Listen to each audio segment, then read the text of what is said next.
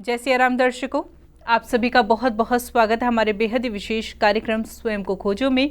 और मैं हूं आपके साथ उपेंद्र कौर।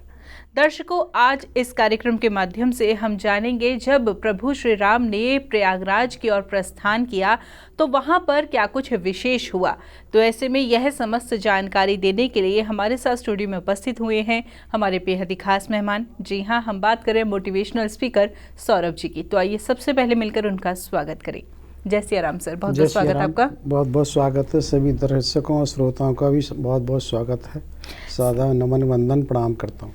जी, जैसे कि सर अभी मैंने दर्शकों से कहा कि आज इस कार्यक्रम के माध्यम से हम उस प्रसंग के ऊपर चर्चा करेंगे जब श्री राम जी का प्रयागराज की तरफ जो है प्रस्थान हुआ। लेकिन उससे पहले ना एक मन में प्रश्न मेरे आया, वो मैं आपसे करना चाहूँगी।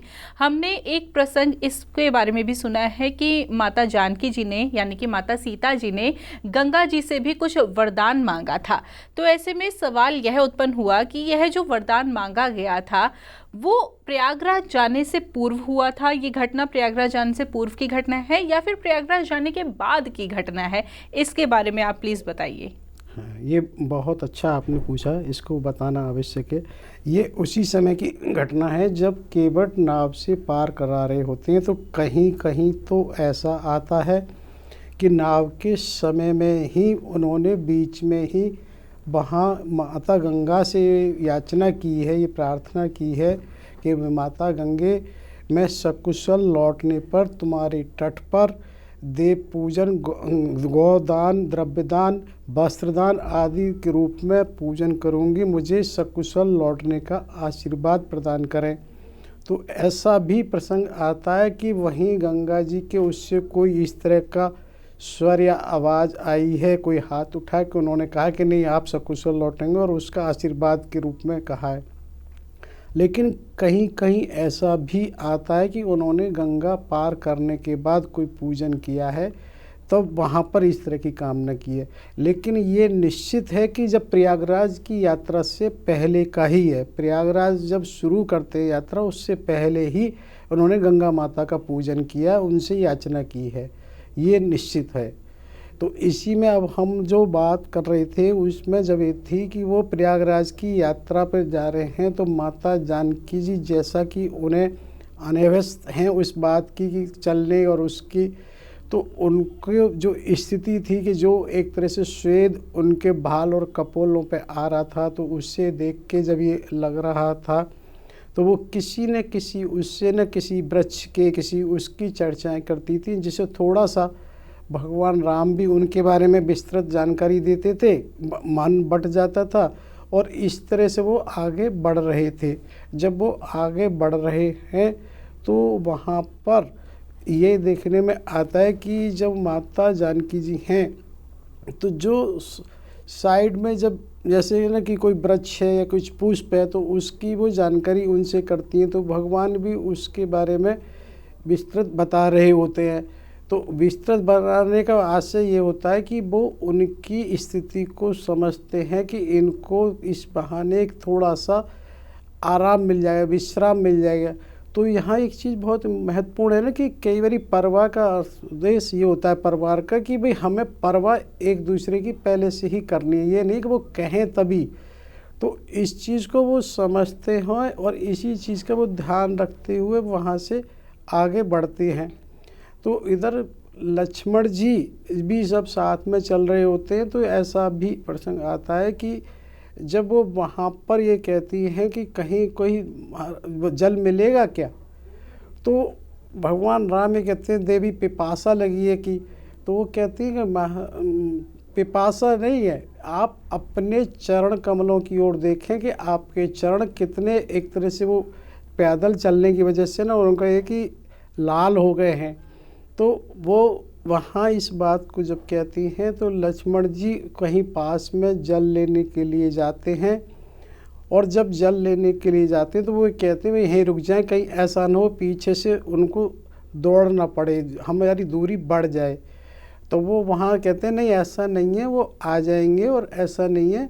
लेकिन फिर भी वो विश्राम करते हैं और ये भी कहते हैं कि पाद संचालन या पाद प्रक्षालन जो पाद भाई बीच यात्रा में नहीं करते हैं, वो तो बाद में करते हैं।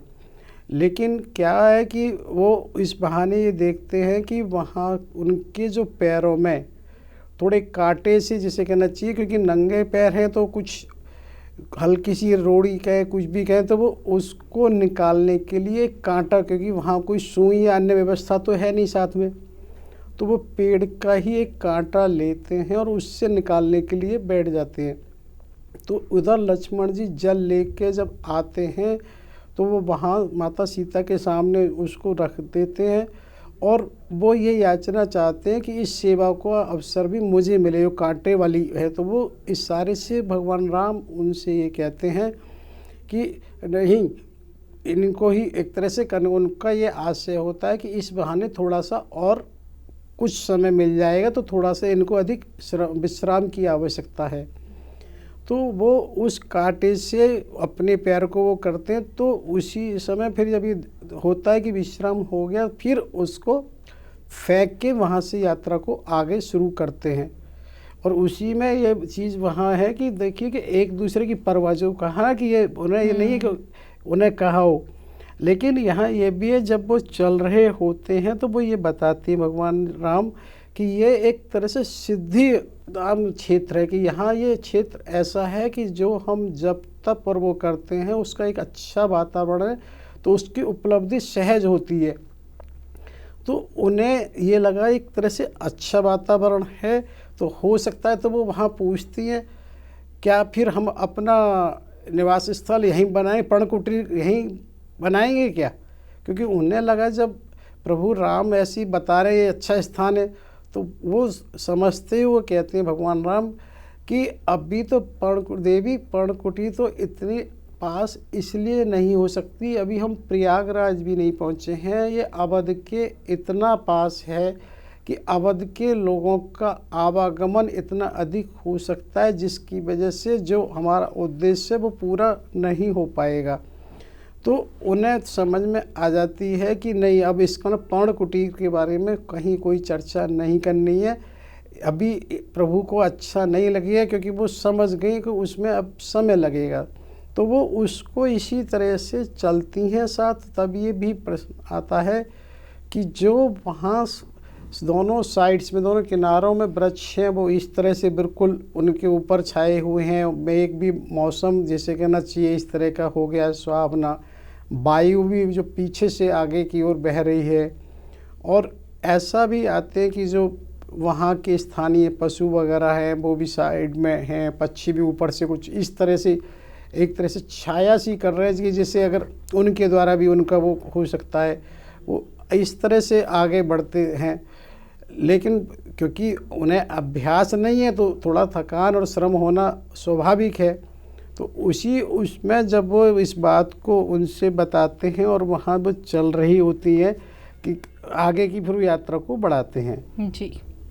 मार्ग में ना जो स्थानीय कृषक हैं, जो वहाँ के व्यक्ति हैं, वो उनके साथ आते हैं और उनका वो विशेष ये रहता है कि ये किसी तरह से हमें सेवा का अवसर प्रदान करें। वो ये चाहते भी हैं हमारे साथ भी गांव में। उसमें जैसा कि वो सभी जगह रहा तो उनसे वो कहते हैं कि नहीं, मुझे कहीं गांव में जाने की कोई वो नहीं अनुमति, मेरे मन का वास है। वो सब कुछ समझाते हैं, उस तरह से वो प्रयास करते हैं। तो वहाँ सभी तरह की स्थितियाँ होती हैं, कुछ महिला भी होती हैं तो वो भी ये चाहती हैं उनको सेवा का अवसर मिल जाए माता का। साथ में बच्चे भी होते हैं, बच्चे तो प्राय उनके साथ ऐसा माना जाता है कि साथ में चलते ही रहते हैं। तो उन्होंने ये भी बात आई है कि भाई एक काम इसमें यह है कि ठीक है, ऐसा सुनने में आया कि किसी गाय का जो दुग्ध है उसकी सेवा को ये कोई वनवासी भी मना नहीं कर सकता है। एक तरह से गाय का जो दुग्ध है हमारे यहाँ तो बिल्कुल अमृत माना गया है, तो उसको ये आशय से अलग से वो कहना चाहते हैं कि भाई इसको तो मना नहीं होनी चाहिए, लेकिन वो किसी भी तरह से उनकी उस सेवा को भी नहीं लेते हैं। और आगे वो मार्ग में जब चलते रहते हैं तो होता ये है कि वहाँ जिस तरह का भी जन समुदाय होता है वो उसी तरह से अपने को कहता है। जो वहाँ के वृद्ध हैं वो इस तरह से कहते हैं कि भाई वन का तो वास हम लोगों के लिए, हमें जाना चाहिए, हमें क्या रखा है इसमें, हम यहाँ क्यों हैं, हमें तो वन के वैसे भी अभ्यस्त हैं हम लोगों को। तो ऐसा भी आता है, तरुण ये कहते हैं ऐसे कौन से भोग हैं जो हम यहाँ से नहीं छोड़ सकते हैं, हमें साथ में जाना चाहिए। जैसा कि बताया, क्योंकि सबका मन प्रभु के साथ जुड़ने का ही होता है, किसी न किसी बहाने से, किसी तरीके से वो उनसे जुड़े रहना चाहते हैं। लेकिन प्रभु की मजबूरी ये है कि वो ऐसा नहीं कर सकते। वो इस बात को भली भांति जानते हैं, यदि किसी तरह से 2 व्यक्ति भी शुरू हो गए तो 2 से 200 हो जाएंगे, फिर 2000 और एक संख्या बढ़ जाएगी। उससे बहुत बृहद होने में समय नहीं लगेगा। इसलिए वो प्रयास यही करते हैं कि नहीं, सबको समझाते हैं कि नहीं जाना है, और उस तरीके से वो धीरे धीरे उस पर आगे बढ़ने का ये प्रयास करते रहते हैं। तब वहाँ पर ये भी आता है कि वो जब जा रहे होते हैं तो लोग, ऐसा सुनने में आता है कि वो जिस गांव के होते हैं वो अगले गांव तक उन्हें छोड़ने का प्रयास करते हैं, फिर वहाँ से उस गांव के व्यक्ति उन्हें मिल जाते हैं।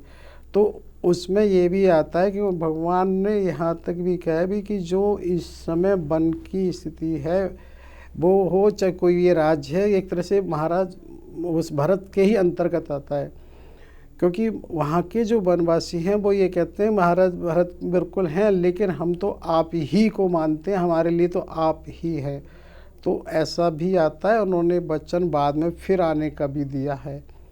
तो ये बाद में होता है कि जब वो बहुत समय बाद राजगद्दी में, तो वो बाकायदा तीर्थों में जाते हैं और फिर सब एक तरह से उसका भी निर्वाह करते हैं जो उन्होंने वचन दिए करे हैं।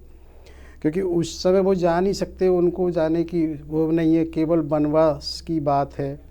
क्योंकि ये विशेष रूप से जब उस समय मांगा गया कि तापस वेश विशेष उदासी, तो वो उदासीन भाव में का आशय होता है हमें किसी के साथ ना घुलना मिलना। ये नहीं है कि हम केवल वन में तो हैं, लेकिन वो वन वाला माहौल नहीं है, तो हमें विशेष उदासी की भी आवश्यकता होती है। तो वो वहाँ पर इसी तरह से धीरे धीरे जाते हैं। और जब वो उधर प्रयागराज के करीब पहुँचते हैं, तो जब वहाँ गंगा यमुना स्थल को देख के बड़ी मन प्रसन्न होता है, उसकी लहरों को उनको देख के जब वो वहाँ पहुँच रहे होते हैं या पहुँच गए होते हैं, तो जैसा कि सभी तीर्थ स्थानों पर तीर्थ पुरोहित होते हैं, तो जो उनके अपने तीर्थ पुरोहित थे वो वहाँ आते हैं और वो उस समय उनसे ये कहते हैं कि आप कोई भी किसी तरह की वो करने में, तो वो कहते हैं हम तो वनवासी हैं, हमारे पास तो कुछ है ही नहीं। तो बोले नहीं, हम तो इसके अभ्यस्त होते हैं, आप कुछ भी करें, हम तो आपकी छोड़िए ऐसे अभ्यस्त होते हैं कि हमें तो उसके जो राजा पराजित हो जाते हैं, जो का सब कुछ छिन जाता है, जब तक उनका अभ्युदय नहीं होता हम तो तब तक भी प्रतीक्षा कर लेते हैं। आप उसकी परवाह न करें, आपको जो भी यथादान वो करना है वो करें। तब वो उस समय उनसे ये कहते हैं नहीं, मैं तो केवल वनवासी, मुझे तो केवल स्नान करने की बात है और मैं तो केवल स्नान ही कर सकता हूँ। और जब वो कहते हैं तो तीर्थ पुरोहित कहीं ना कहीं उस बात को भी ये उन्हें बताते हैं कि हम पे जो कुछ है तुम्हारे उनका, यानी कि एक तरह से कहीं उनका आशय ये हो सकता है कि जो तुम्हारे पूर्वजनों में भी जो दान पुण्य किए उसी की वजह से हमारे पास ये सब है। लेकिन वहाँ वो फिर जब एक बार जब वो कह देते हैं प्रभु जी कि नहीं मैं तो केवल वनवासी हूँ, तो यहाँ पर वो इस बात को और कहते हैं कि माता जानकी, यानी पूरा वाक्य नहीं हुआ तभी प्रभु राम ये कहते हैं कि मैं तो अकिंचन हूँ। तो यह उनका आशय हो सकता है इससे रहा हो कि एक तरह से जो कुछ है वो आपके और आपके पूर्वजों द्वारा है, माता जानकी द्वारा तो कोई ऐसा भी दान पुण्य नहीं हुआ है। तो उसी चीज़ को जब वो अकिंचन शब्द कहते हैं तो पुरोहित फिर ये कहते हैं नहीं, आप ऐसा कैसे मानते हैं, हमारे पास जो कुछ वैभव संपदा है सब आपकी दी हुई है, सब आपका, और अभी ऐसा कहीं हम नहीं है कि हम किसी साम्राज्य को ना खरीद सकें। क्योंकि अब उन्हें लगा कि कहीं ऐसा तो नहीं है कि हम ये कर रहे हो, तो उन्होंने तुरंत इसे स्पष्ट किया कि नहीं आप अकिंचन नहीं है। तो उसमें क्योंकि उस भाव को भी फिर उन्हें समझना और समझाना आवश्यक हो जाता है, तब वो उनसे ये ज़रूर कहते हैं तो क्या फिर आप महर्षि भारद्वाज जी से मिलेंगे। बोले बिल्कुल, महर्षि भारद्वाज जी के पास तो जाना ही जाना है। तब वो महर्षि भारद्वाज जी के लिए जाने के लिए उनके जो पुरोहित हैं वो अपनी सूचना देने की बात रखते हैं, और इधर वो अपने वो जो संगम तट पर पहुंचते हैं, और संगम तट पर पहुंचकर वो स्नान वगैरह वहाँ करते हैं, और उसमें इस तरह की बातों को ये वहीं पर फिर वो स्नान करने का रखते हैं जी। तो वहाँ प्रयागराज जब पहुँचते हैं तो वहाँ वो स्नान करते हैं, क्योंकि स्नान में ऐसा भी आता है कि स्नान में ये बताया गया है कि जो वहाँ की मिट्टी होती है मृद, उसको कई बार शरीर पर लपेट के भी स्नान किया जाता है। तो वो इस तरह से स्नान विधिवत करते हैं। और ये होता क्या है कि जब जब भी कुछ होता है तो भगवान राम को भरत जी का स्मरण हो जाता है। तो वो वहाँ इस तरह से कहते हैं भरत बिल्कुल इसकी तरह से निर्मल और अतल हैं, यानी कि वो ऐसा भी कहते हैं कि जो उनकी गंभीरता है जिसका कोई तल ही नहीं है। तो भरत जी की ऐसी उपमा करते हैं। तो और उन्हें समय समय पे पहले भी जब वो तमसा तट पर थे तब भी उन्हें भरत जी का स्मरण हुआ, क्योंकि जब उन्होंने ये कहा था लक्ष्मण जी और सीता जी से भी तुम लोग चले जाओ, लौट जाओ, जब तक भरत नहीं आए तुम्हें उसका स्मरण करना है, ध्यान रखें माता पिता का। यहाँ भी उनको भरत का ही स्मरण होता है। तो ये बात इसलिए है कि देखिए कहीं ना कहीं भरत जी के बारे में सब जानते हैं, माता सुमित्रा, माता उधर उर्मिला, राम जी, तो ऐसा तो है नहीं कि कहीं नहीं जानती हो वो क्या कर सकते हैं। तो ये इसलिए कहा गया कि प्रयागराज पे जब वो स्नान किया तो भी उनका स्मरण हुआ है। और जब उन्होंने स्नान करने के बाद माता जानकी जी ने अक्षय वट का भी वहाँ पूजन किया, और अक्षय वट जी से यही याचना की है कि मैं अगर लौट के आऊँगी तो मुझे इस तरह से मुझे आशीर्वाद दें। और ये अक्षय वट तो यह भी आज भी है और वहाँ बड़ा महत्व है। और हमारे अक्षय वट का ये माना जाता है कि वास्तव में क्षय न हो, इसीलिए बरमावस की पूजा भी कई बार बहुत सारी उसमें होती है। वर्तमान में ये राजघाट अलीगढ़ ज़िले में ना रामघाट एक स्थान है, वहाँ भी कम से कम 500 वर्ष पुराना एक अक्षय वट है वट, क्योंकि एक तो आयु वैसे अलग होती है और उस आयु वट में भी इस तरह का अक्षय वट ये माना गया कि ये मुग़ल काल के समय भी था, उससे पहले भी था, त्रेता से ही था और जब से आज भी है। इसका क्षय नहीं होता, किसी न किसी कारण से दोबारा से उसी रूप में फिर आ जाता है।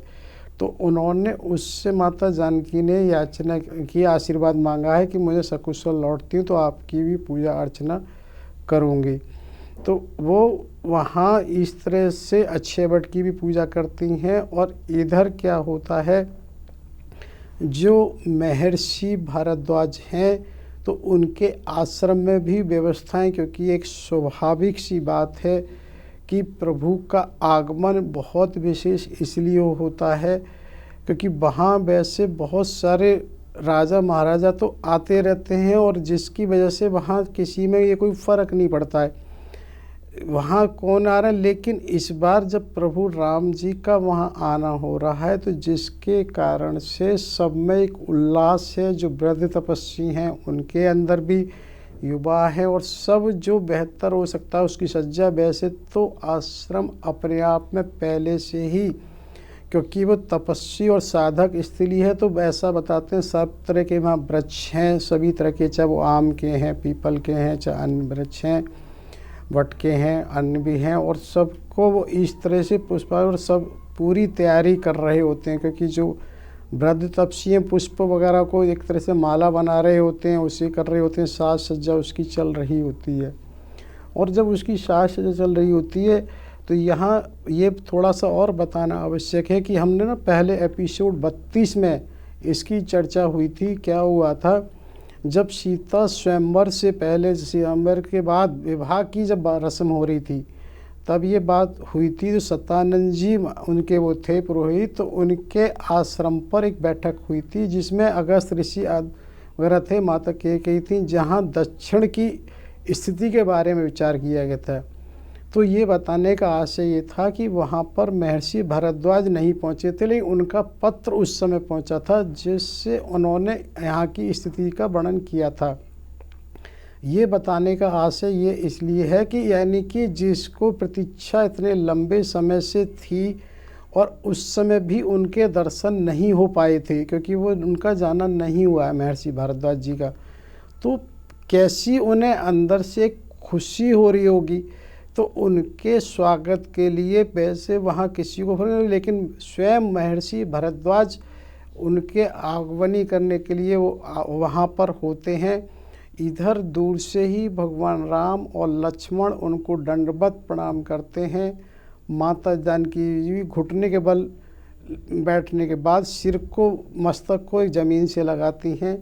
तो जैसे ही उन्होंने, महर्षि ने भगवान राम लक्ष्मण को देखा है, तुरंत वो भी उधर दौड़ के आए हैं और उन्होंने उनको एक तरीके से तुरंत उठा के वो लगाया, क्योंकि वो कैसी स्थिति गदगद उनकी है वहाँ, ये तो उसी से समझा जा सकता है। क्योंकि जितनी इतने समय प्रतीक्षा के बाद अगर कहीं कोई चीज़ है जी, महर्षि भारद्वाज जब उनका स्वागत कर रहे होते हैं तो उन्हें थोड़ा सा संकोच होता है। तो वो महर्षि उनके लिए आसन डालते हैं। तो वो ये कहते हैं कि नहीं, आपको प्रभु ऐसा नहीं करना चाहिए, क्योंकि ऐसा कहा जाता है जो भिक्षुक है, धर्म भ्रष्ट है, प्रायश्चित है, या जो इसको त्यागा गया हो, इसके अलावा जो भी है वो अतिथि है। यहाँ उनका जो आशय कि आप जो हैं सो हैं, लेकिन कम से कम अतिथि तो हैं ही, और अतिथि देवो भव है, हमारी ये संस्कृति माना गया है। तो आप अतिथि हैं, तो इसलिए ये तो बात ही नहीं है इसमें। तो वो इवन ये कहते हैं कि जब वहाँ पर इस तरह की वार्ता होती है, जो भी जिज्ञासु हो वो उन्हें आत्म साक्षात्कार की बात वहाँ वो करते हैं भी, इस तरह रहता है। तो यहाँ थोड़ा सा आत्म साक्षात्कार को एक चीज़ मुझे लगता है कि साक्षात्कार एक शब्द को हम ऐसे समझ सकते हैं जैसे इंटरव्यू को ही हिंदी में संभवतः साक्षात्कार कहते हैं। और इंटरव्यू में क्या है कि इंटर प्लस व्यू का मतलब दृश्य, और इंटर मीन्स अंदर का कहीं दृश्य है तो उसको साक्षात्कार, और आत्मा तो आत्मा का जो साक्षात्कार है वो आत्म साक्षात्कार शायद है। तो महर्षि भारद्वाज उनसे इस तरह की बात कहते हैं, भाई आपके उसमें तो जिसको ये अवसर मिले उसको बहुत बड़ी बात है। तो इस तरह की जब वहाँ वो चर्चाएं कर रहे होते हैं तभी वो ये भी कहते हैं, एक तरह से ये स्थान हर तरह से आपके अनुकूल है, आप यहाँ पर वास कीजिए। लेकिन वहाँ प्रभु राम उनसे ये कहते हैं कि देखिए कि ये अवध से बहुत अधिक दूर ना होने के कारण यहाँ ये पूरी संभावना है, लोग गंगा स्नान के निमित्त आते रहेंगे और अतिथियों के अतिथि होना सही नहीं है। तो यहाँ उन्होंने ये एक तरह से बताया ना कि लोग सीधे मिलने नहीं आए, लेकिन हो सकता है उन्होंने कहा हम तो गंगा स्नान करने आए, चलो मिल लेते हैं।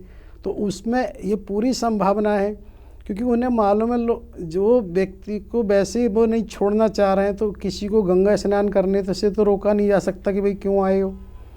तो इसकी संभावना, और ऐसा यदि होता है तो जैसा कहा गया, क्योंकि स्वयं यहाँ प्रभु जो महर्षि भारद्वाज ने उनको बताया कि भाई अतिथि देवो भव है, तो उन्होंने कहा भी ठीक है, लेकिन वो जो आएंगे वो अतिथि के अतिथि होंगे, तो वो तो स्वीकार नहीं हो सकती है। तो इस चीज़ को महर्षि भारद्वाज ठीक से समझते हैं, तो वो उनको बहुत अधिक फिर नहीं दबाव डालते हैं या उनको एक तरह से स्वीकार कर लेते हैं। तो उनको ये कहा जाता है ठीक है, जैसे आपकी इच्छा है। जब वो वहाँ से फिर आगे जब प्रस्थान करते हैं तो ऐसा जिक्र आता है कि वहाँ से वो संगम से यमुना से पार करते हैं, और यमुना पे जब कहीं ना कहीं वो एक तरह से वहाँ भी फिर कोई नाव या अन्य नाव से ही उसको यमुना जी को पार किया जाता है। और कहीं ऐसा भी आता है कि उन्होंने यमुना माता से भी आशीर्वाद मांगा है, कालिंदी माता से भी एक तरह से कहा, और उनसे भी वो याचना उन्होंने रखी है। कहीं यमुना जब पार कर रहे होते हैं तो वहाँ ऐसा भी आता है कि निषाद राज को वहाँ से लौटाया है, और ऐसा भी आता है कि निषाद राज ने, क्योंकि भगवान की आज्ञा को वो नहीं टाल सकते, तो एक तरह से उनसे विदा तो ले लिए, लेकिन वो चित्रकूट तक भी ये सोचकर उनके साथ गए हैं कि सारा क्षेत्र उनका तो देखा हुआ है, लेकिन किसी तरह से प्रभु कष्ट ना हो, और उनकी आज्ञा की अवज्ञा की नहीं जा सकती है। तो एक तरह से बिना उनके साथ, और वो उनसे वैसे दूर दूर कहना चाहिए ना, उनके निकट आसपास होके ही साथ चलते रहे हैं। तो यहाँ ये भी आता है, जब यमुना पार जब करने के बाद थोड़ा सा क्षेत्र बदल जाता है, एक तरह से ना वन की सघनता सी हो जाती है, क्योंकि अभी एक तरह से नगर के आसपास का सा क्षेत्र है। अब जैसे जैसे वो उधर की तरफ जाते हैं तो वहाँ इस तरह की है कि थोड़े से छोटे छोटे गांव भी हैं और वहाँ पर जो आबादी जिसे कहना चाहिए कुछ कम नज़र आती है।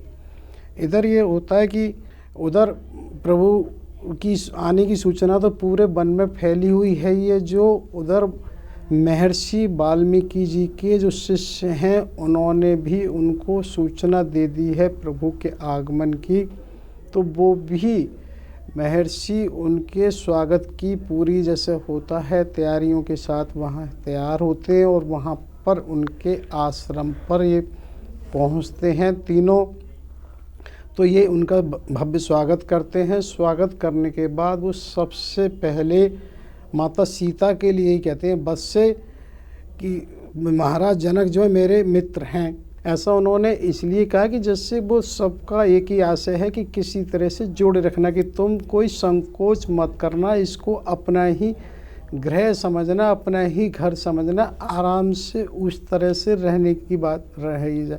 तो उनका जो आशय है वो वही होता है कि भाई एक अच्छे से रहें, अपनत्व से रहें। जैसे हम किसी से कहते हैं ना भाई आपका अपना ही घर है, घर समझिए, तो आप उसमें कोई ये नहीं संकोच करते हैं। तो उनका उन्होंने इसलिए जोड़ा। और ये स्वाभाविक भी है कि महर्षि वाल्मीकि भी तत्वों के हैं और महाराज जनक के बारे में भी कहा जाता है, तो उनकी आपस की चर्चाएं इस तरह से होती भी रही होंगी। तो इसलिए उन्होंने उनको एक मित्र के रूप में कहा है और उनसे कहा बस से पुत्र ही की वजह से, बस से कहते हैं ना तुम इसे अपना ही घर समझो। सर आज भी इससे आपसे विशेष जानकारी प्राप्त कर बहुत ही अच्छा लगा। हमारे दर्शकों के लिए भी हमने ये जानकारी प्राप्त की और अपने लिए भी जानकारी प्राप्त की। आपने इस डाउट को भी क्लियर किया जो मैंने आपसे सवाल किया था कि माता सीता जी ने जो वरदान मांगा था गंगा जी से वो प्रयागराज जाने से पूर्व की घटना थी या बाद की, वो आपने बहुत अच्छे से एक्सप्लेन किया और उसी के साथ साथ प्रयागराज से जुड़े प्रसंगों पर भी प्रकाश डाला। लेकिन मुझे लगता है कि अभी यह हमारी चर्चा अधूरी है, तो ऐसे में समय का अभाव है, नहीं तो इस कार्यक्रम के माध्यम से हम और आपसे गहराई में चर्चा करते। तो ऐसे में कार्यक्रम की अगली कड़ी में हम इसी विषय को आगे बढ़ाएंगे। तब तक के लिए आपने अपना कीमती समय दिया, उसके लिए बहुत बहुत धन्यवाद। बहुत बहुत धन्यवाद आपका भी। सभी श्रोताओं और उनका दर्शकों का सादर नमन वंदन प्रणाम करता हूँ, सभी संवैधानियों का, और साथ ही होने वाली गलतियों के लिए क्षमा याचना चाहता हूँ। जय सिया राम। जय सिया राम।